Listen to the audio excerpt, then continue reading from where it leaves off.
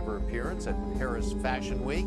For Meghan Markle, Paris Fashion Week was supposed to be redemption. After months of being dragged online over her failed ventures, the Jam brand flop, the Spotify fallout, and whispers about her relevance fading, this was meant to be the comeback. The flashing cameras, the front row fashion elite, the chance to remind the world that she still belonged among Hollywood's most talked about faces. Her team had spent weeks preparing this moment. Every detail, and from her cream-colored ensemble to the subtle, old-money chic accessories, was calculated. It was elegance redefined, a silent message to her critics. Meghan is back. As she arrived at the event, the cameras clicked in rhythmic chaos. Influencers craned their necks, paparazzi shouted her name, and even fashion editors who once kept their distance leaned in to see what she'd wear. For a moment, Meghan looked untouchable again. Calm, poised, ready to reclaim the spotlight. This wasn't just about fashion, it was about control. After years of relentless headlines painting her as either manipulative or misunderstood, this appearance was her way of rewriting the narrative.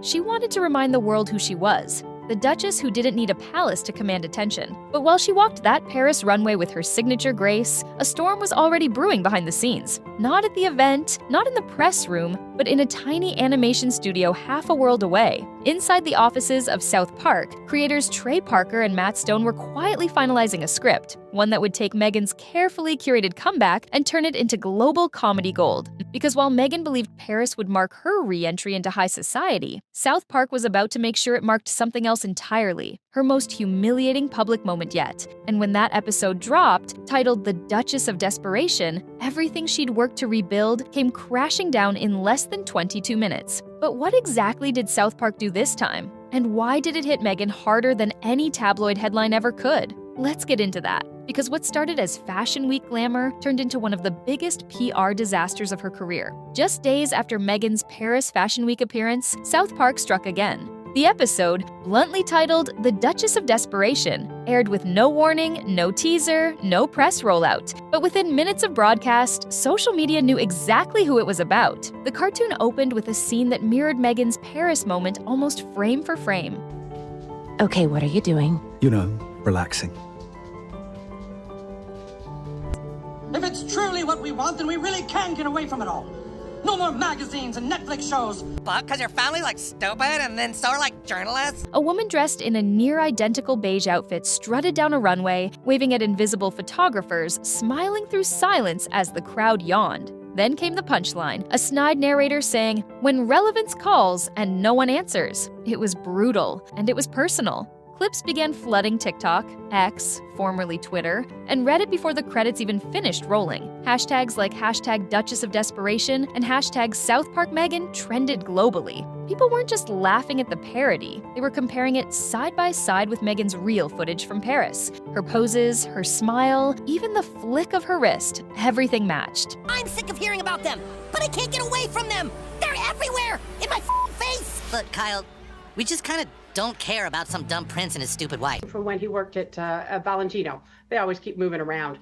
And front row seats, I mean, he was chatting up with Anna Wintour of Vogue. Some viewers joked that South Park didn't even need to exaggerate her. She literally acted out their script. One viral tweet read, "What stung most wasn't just the mockery, it was how fast it spread." Within hours, news outlets from London to Los Angeles were running side-by-side comparisons, captioned with headlines like "Art imitates life" or "South Park predicted Meghan's comeback" and tore it apart. And while the internet laughed, Meghan's team panicked. This wasn't some throwaway pop culture joke. It was a full-blown character assassination disguised as humor, targeting her fashion choices, her brand, and everything she'd been trying to rebuild since her royal exit. Inside her Montecito home, sources say Meghan saw the episode trending and froze. Then came the tears. Reports claimed she felt humiliated on an international stage, mocked, not just as a celebrity, but as a woman trying to reinvent herself. The timing couldn't have been worse. Just as she'd begun reaching out to luxury labels about future collaborations, the internet was now branding her the Duchess of Desperation. And if you think South Park stopped at fashion jokes, think again. Because in the next scenes, the cartoon took things several layers deeper. mocking her entire career, her image, and even her message of authenticity. And that's where things went from parody to annihilation. For Meghan, the laughter was the worst part. Not the jokes, not the animation, but the laughter. Because this wasn't tabloid gossip she could ignore or deny. It was the entire internet laughing at her, not with her. Within hours of the episode's release, the tone online shifted from amusement to obsession. Every frame was dissected, every scene turned into a meme. TikTok stitched together the cartoon and Meghan's real Paris footage, showing her exact hand movements, her exaggerated waves, even the subtle way she looked for cameras. The resemblance was almost eerie. She had gone to Paris to prove she was still relevant. Instead, she'd become a punchline, the very thing she'd been fighting against since stepping away from the royal family. Inside her Montecito mansion, what should have been a calm evening turned into what insiders called crisis mode. Staffers reportedly fielded frantic calls from PR advisors, while Meghan sat in disbelief. "How did this happen again?"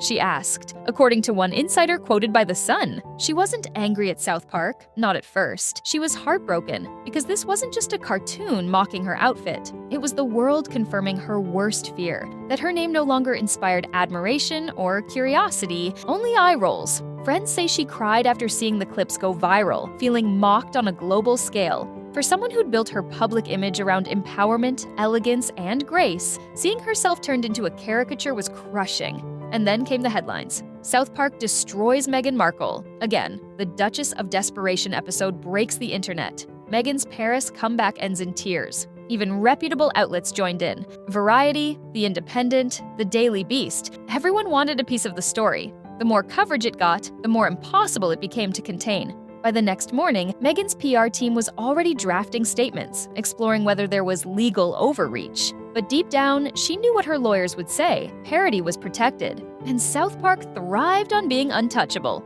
Harry reportedly tried to comfort her, suggesting they stay quiet and ride out the storm. But Meghan wasn't built for silence, not after seeing the internet mock her brand, her work, her image. This wasn't just another scandal, this was humiliation. Broadcast in high definition and trending worldwide. But what she didn't know, what no one did, was that the South Park writers had gone even further than anyone realized. Because hidden in that same episode were brutal Easter eggs. Subtle jabs at her failed projects, her brand identity, and even her most public partnerships. And once fans started noticing them, things went from bad to career-threatening. If the first South Park parody had mocked Meghan's public persona, this one dismantled her brand piece by piece. It wasn't just about fashion anymore, it was about everything she'd built, everything she'd tried to sell, and everything she wanted people to believe about her. Halfway through the episode, the cartoon Duchess sits front row at a fictional fashion show called Virtue Verite. The satire was razor sharp. The show's announcer proudly declares it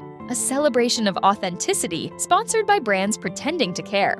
The camera pans to the Duchess, smiling nervously, clutching a notepad that reads, "New ways to be relatable." Her first idea? Start a podcast about not being understood. Her second? Launch a fashion line made entirely from recycled headlines. It was savage, and it hit too close to home. The writers didn't need to name archetypes, her canceled Spotify podcast, or her rumored lifestyle brand. The references were obvious. Even the props, jam jars, microphones, half-finished scripts, were eerily similar to her real ventures. One scene even shows the Duchess checking her phone as a notification pops up. Your podcast about vulnerability has been canceled again. The audience in the show roars with laughter. Online, viewers immediately caught the subtext.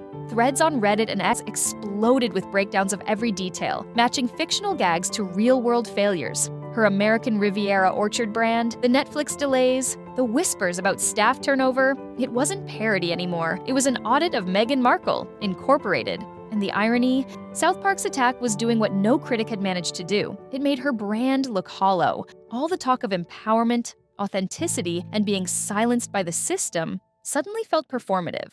As one commentator put it, you can't preach privacy while posing for Vogue every 6 months. Behind the scenes, Meghan was livid, not just because of the jokes, but because of what they implied. South Park wasn't mocking her for drama or clickbait. They were mocking the pattern, the glossy launches, the emotional interviews, the constant reinvention that never seemed to land. According to one insider, she called the show cruel and misogynistic, while Harry reportedly wanted to consult legal options immediately. But legal experts were quick to shut that down. Parody was protected, and South Park had made an art out of skirting lawsuits. For Meghan, the realization stung. She couldn't sue them. She couldn't silence them. And this time, she couldn't spin it either. Because while she was trying to rebuild her image as a strong, misunderstood figure, South Park had reduced it to a 22-minute running joke.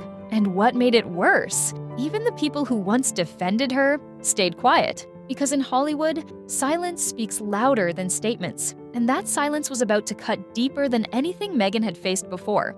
When the first South Park parody aired back in 2023, a few familiar names stepped in. Subtle posts, vague emojis, quiet sympathy. Oprah shared a quote about grace under pressure. Tyler Perry liked a tweet calling Meghan misunderstood. Even a few A-list actresses hinted that the world was too cruel to powerful women. But this time, nothing. No quotes, no hearts, no solidarity. Just silence. And that silence said everything. In the days after the Duchess of Desperation aired, Meghan waited, scrolling through her phone, hoping someone in her Hollywood circle would step up. But the usual defenders were nowhere to be found. No Instagram stories from friends, no statements from allies, not even a neutral "we stand with Meghan" from her go-to PR contacts. Even the entertainment outlets that once praised her, Variety, Elle, People, treated the controversy like gossip, not injustice. For the first time since Megxit, the media wasn't protecting her. They were profiting off her. And that's when it hit her. Mocking Meghan Markle had gone mainstream. The same industry that once called her brave and transformative was now treating her as the punchline. Late-night hosts cracked jokes about her Paris privacy tour. Fashion podcasts laughed about how South Park's fake runway looked more expensive than her real one. Memes flooded Instagram, each more ruthless than the last. Even Hollywood publicists, the ones who once considered her PR gold, started whispering that her name had become too polarizing to touch. One insider told Page Six,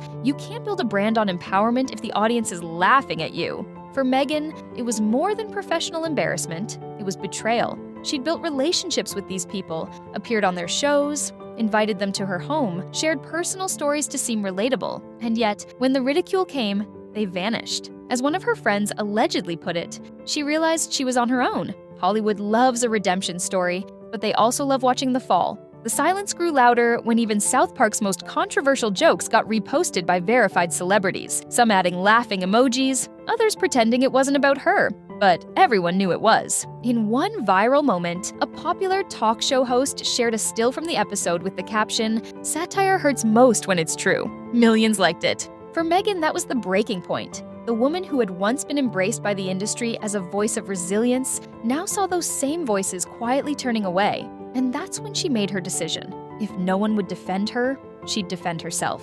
Inside the Montecito mansion, she gathered her closest aides and called in her PR head. Her voice was calm but firm. "We're taking this head on," she said. "No more silence." But that choice, to fight back, would prove to be the biggest mistake of all. Because what came next didn't just reignite the controversy, it made it explode. Within 48 hours of the episode's release, Meghan's Montecito home no longer looked like a serene estate. It looked like a command center. Phones rang nonstop, laptops glowed in every corner, and assistants spoke in hushed voices trying to contain the digital wildfire. What was meant to be her victory lap had turned into a PR emergency. Harry paced the hallway while Meghan sat surrounded by her communications team, scrolling through headlines that seemed to multiply by the hour. The Duchess of Desperation had already become one of South Park's most watched episodes of the year. Every news outlet wanted a quote, but giving one meant feeding the flames. Her first instinct was defense. She wanted lawyers involved, statements drafted, and sympathetic sources planted.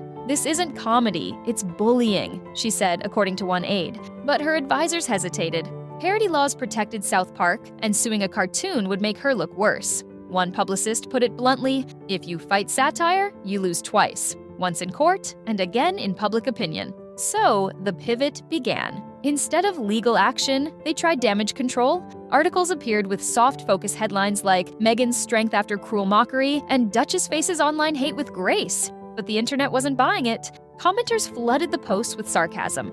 "Grace? She's threatening cartoons." The backlash doubled overnight. Then South Park's official account posted a single line that broke the internet. "When they tell you to stop watching, but it's about you." 1 million likes, thousands of retweets, silence from Meghan's camp. By the end of the week, the PR team was exhausted, the mood in the mansion tense. Meghan reportedly skipped meetings, canceled appearances, and told friends she felt betrayed by Hollywood. The industry she'd worked so hard to impress was now laughing along. But the worst wasn't over yet. Because once the laughter faded, the curiosity began. Viewers started rewatching the episode frame by frame, uncovering new Easter eggs that took the mockery to another level. Hidden in those frames were cruel inside jokes, some subtle, some blatant. A mirror labeled Reflections of Royalty showed the cartoon Duchess holding a script titled The Meghan Show. Another scene depicted her handing out jam jars to celebrities who tossed them straight into trash cans, a jab at her American Riviera Orchard brand. Every discovery fueled new TikToks, new breakdown videos, new threads. Fans turned into analysts, dissecting the cartoon like it was a royal exposé. By the weekend, the memes had outgrown the show itself. Paparazzi joined in. At a red carpet event, one shouted, "Hey Meghan, will there be a season 2 of your South Park episode?" The crowd erupted in laughter. Cameras flashed. Meghan's smile froze. That clip alone got millions of views. Even late-night hosts couldn't resist. One joked, "South Park didn't create Meghan's Paris moment, they just filmed it better."